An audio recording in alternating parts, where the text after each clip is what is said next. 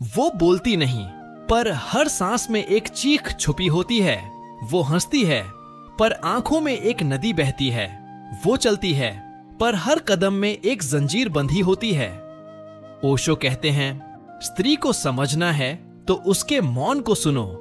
उसके शब्द नहीं, उसकी चुप्पी बोलती है। आज हम उसी चुप्पी में उतरेंगे जहां एक स्त्री का संघर्ष शब्दों से नहीं, सांसों से लिखा गया है। वो आई नहीं थी, पर उसके लिए नियम बन चुके थे। लड़की है, संभालना पड़ेगा। बचपन से ही सिखाओ कैसे झुकना है, कैसे सहना है, कैसे मुस्कुराना है जब मन रो रहा हो।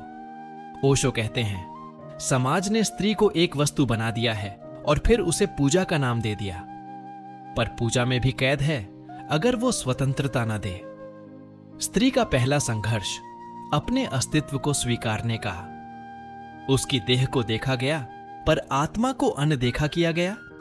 उसकी सुंदरता को पूजा गया, पर उसकी चेतना को कुचला गया। ओशो कहते हैं, स्त्री की देह एक द्वार है, पर भीतर एक ब्रह्मांड है। पर किसे फुर्सत है उस ब्रह्मांड में उतरने की? स्त्री का संघर्ष अपने भीतर की रोशनी को देह की परछाइयों से बचाने का। वो प्रेम करती है पूरे अस्तित्व से, पर प्रेम में भी वो खो जाती है। ओशो कहते हैं, स्त्री का प्रेम समर्पण है, पर समर्पण का अर्थ दास्ता नहीं। पर समाज ने उसके समर्पण को कमजोरी समझा।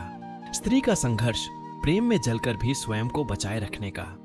वो चुप रहती है क्योंकि उसकी आवाज कभी सुनी नहीं गई, पर उसकी चुप्पी गूंजती है। ओशो कहते हैं, मौन सबसे ऊंची भाषा है और स्त्री मौन की देवी है। उसका मौन एक विद्रोह है, एक प्रार्थना है, एक पुकार है।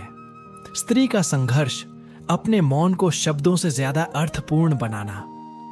वो मां बनती है, पर खुद को खो देती है। हर दिन थोड़ी थोड़ी मरती है ताकि कोई और जी सके। ओशो कहते हैं, मां बनना सृजन है, पर खुद को मिटाना नहीं। स्त्री का संघर्ष मां बनकर भी स्वयं को जीवित रखना।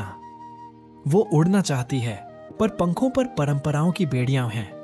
वो बोलना चाहती है, पर जुबान पर संस्कारों की चुप्पी है। ओशो कहते हैं, स्वतंत्रता स्त्री का जन्म सिद्ध अधिकार है।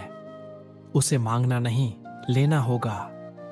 स्त्री का संघर्ष भीतर की आजादी को बाहरी दुनिया में जीने का।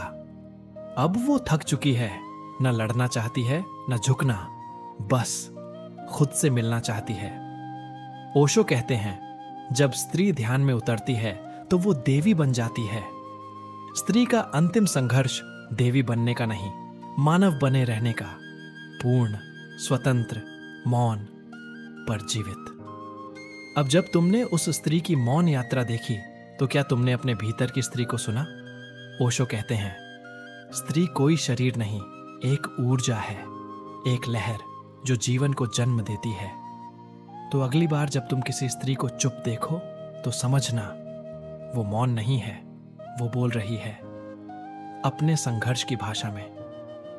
वीडियो पसंद आए तो लाइक करें, कमेंट करें और चैनल को सब्सक्राइब करना ना भूलें। बेल आइकॉन दबाएं ताकि हर नई वीडियो आप तक सबसे पहले पहुंचे। धन्यवाद।